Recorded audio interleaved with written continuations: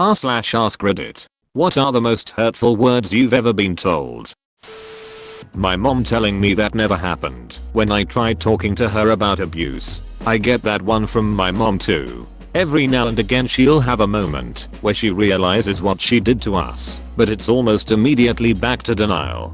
I've given up and told her that I won't talk about it with her unless she's been in therapy individually and we talk with a therapist together. When I was young, my mom said holidays are better without me. When I was like 13, my mom looked me in the eye and said that I made her wish she lost her battle with cancer. Duckin' Betrayal.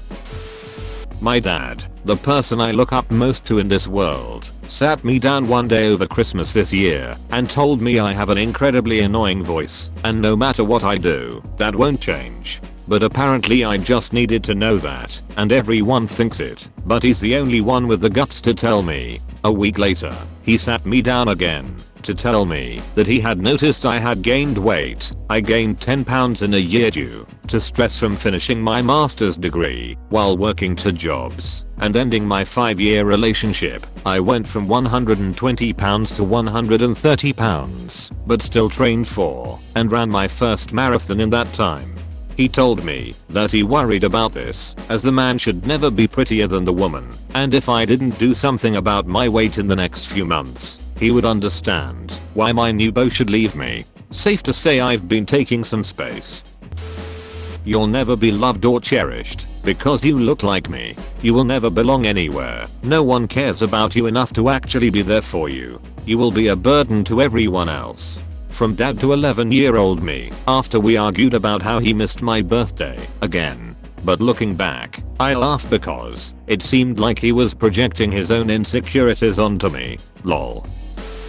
When I was 14 and freshly in high school, I was signing up for a class trip to Spain every class took at the end of the first year. My cousin who was in the same class helped me to fill out the form and I turned it in like everybody else. A few days later the class teacher was talking about the trip and in front of the whole class of 30 people said that they aren't taking me because I'm autistic and on psychiatric pills and I'm unpredictable and dangerous to other students and they don't want to be responsible for me. She said that to me, who's never been in trouble, never had to go to detention, and had A's and B's in all of her classes.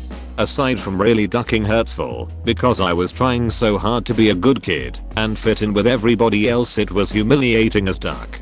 She aired out the fact that I was autistic and on antidepressants to my entire class, and by the end of the school day the whole school was gossiping about me because in my country mental health is still really stigmatized. It actually became a catalyst for me stopping caring about fitting in and others' opinions of me. And what really pushed me to succeed and get out of that hellhole and to an engineering uni in Denmark. AITA. That same teacher actually said to my mom if she was sure that she didn't overdo it by letting me into a prestigious high school because she has worked with thousands of children and she thinks I probably won't amount to anything and will be on disability because I'm too different than other kids. So yeah, I left the country and graduated as an engineer and now work for a Fortune 500 company and make killer money, have a partner and my own place. Duck you Mrs. Novotna. Asked my dad why I didn't have any brothers or sisters. Told me I don't make the same mistake twice. My girlfriend and I had a kid at 19/20 years old. My mother was extremely critical and abusive during the pregnancy and only referred to her grandchild as your little mistake. I enjoyed knowing my child would be loved, protected, and cared for. One day I snapped and called my older sister, who my mother had at 18 and was born 3 months early with cerebral palsy, a mistake. I've always regretted saying that, but silver lining, my mother stopped using that phrasing. By the way, my kid is 10 now and I couldn't be more proud of her. Also, credit where credit is due. My mother has come around, and while I have my own opinions on how good of a mother she is, she has been a really good grandmother. Edit for clarity, I of course didn't call my sister a mistake in front of her, and didn't mean it in the slightest. It was a petty way to try and show my mother how her words hurt. When I finished my journeyman electrician's ticket, my dad, whose company I worked for, told me I wasn't good enough to be paid journeyman wage and that I should go find work at some other company in the city. I found another job and did fine, very fine.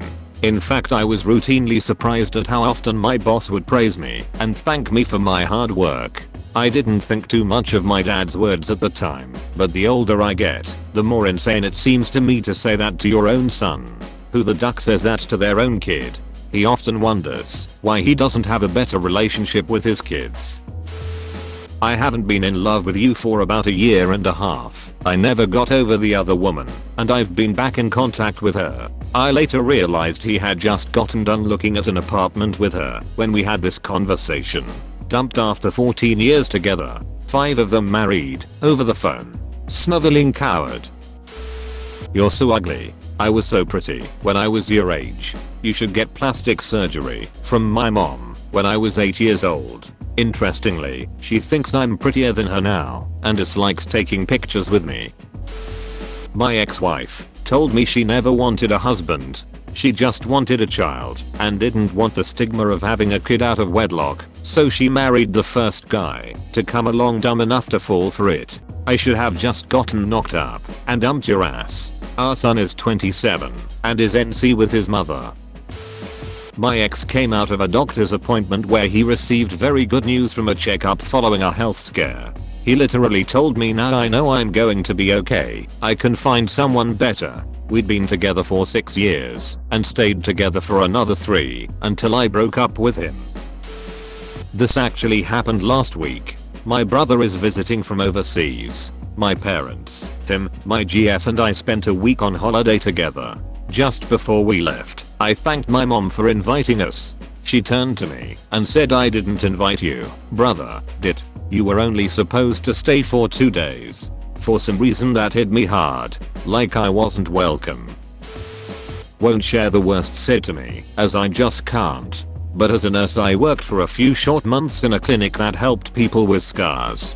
A 12-year-old girl had stretch marks from growing tall too quickly. Her mother came with her for the treatment. Literally told her halfway through that if she wasn't so fat she wouldn't have stretch marks. This girl weighed 38 kilograms, 83 pounds, which is well under average. I said loudly to the girl her marks were from growing tall faster than her body could keep up. Mum put in a complaint about me. The managers yelled at me so I quit.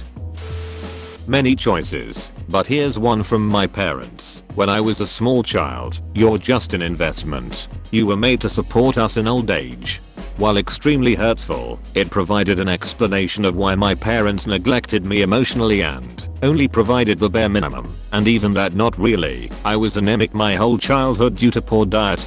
When I finally saw a doctor he said the only reason I'm still functioning is because I got used to such low iron levels in blood for many years. I was also abused. I thought on killing myself at about 8 years old.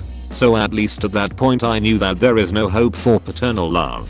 Fast forward to early adulthood. I left the country to study, used as much of parents' money as I could for my education, and when I could support myself I broke all contact with them. There goes your investment, you a-holes. Never felt better. No depressive episodes anymore. And I attend therapy to work through the traumas and issues with human relations. I have never missed them. Wife and I were having issues with libido difference, and one night she basically mockingly repeated my dirty talk and said it was repetitive and stupid or something. We're in a better place now. You follow me around like a lost puppy, said to me when I was a junior in high school. Was a very shy kid around groups of people I didn't know well.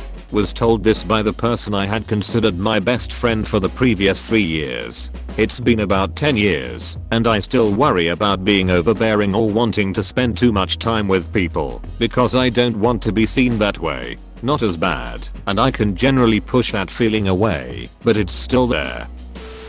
You're beautiful, but then you smile. That, my teeth are slightly crooked. Nothing insane. He nagged me for years to get them fixed, promising to pay for it, because I want to do that for you. I finally caved, and went in for an exam. Told him how much they estimated for cost, and his reply was yikes. Good luck. He denied ever saying he would pay for anything. On the bright side, he never nagged me again about my teeth. You'll never amount to anything, and I'm the best you'll ever manage. You should have saved everyone the hassle and killed yourself already, but since you haven't, maybe you should just do it now and spare us all the problems. My at the time girlfriend to me when we broke up.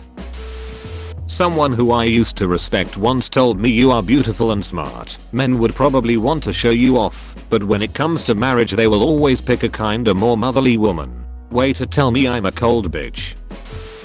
I told her, I love you, and she replied with, I know, but I don't want you to. I knew right then that I should let her go. I worked at a very large insurance company years ago, and while they became ill, still went to work, but unfortunately had to do tests and scan during work, using my lunch hour, but sometimes they ran longer. I tried to avoid appointments during the workday, but sometimes that wasn't an option. I came in early or stayed late to compensate for the out of office time. My boss took me into a room, asked all kinds of questions, including blatantly asking if I was told it looks like cancer. When I explained all that I knew and was scheduled for surgery in 2 weeks, which I had mentioned in a brief email, she lowered her voice and said, X, no one cares. 3 days before surgery, they fired me. I sued and won a 6-figure settlement. Thank you for watching. Don't forget to like and subscribe.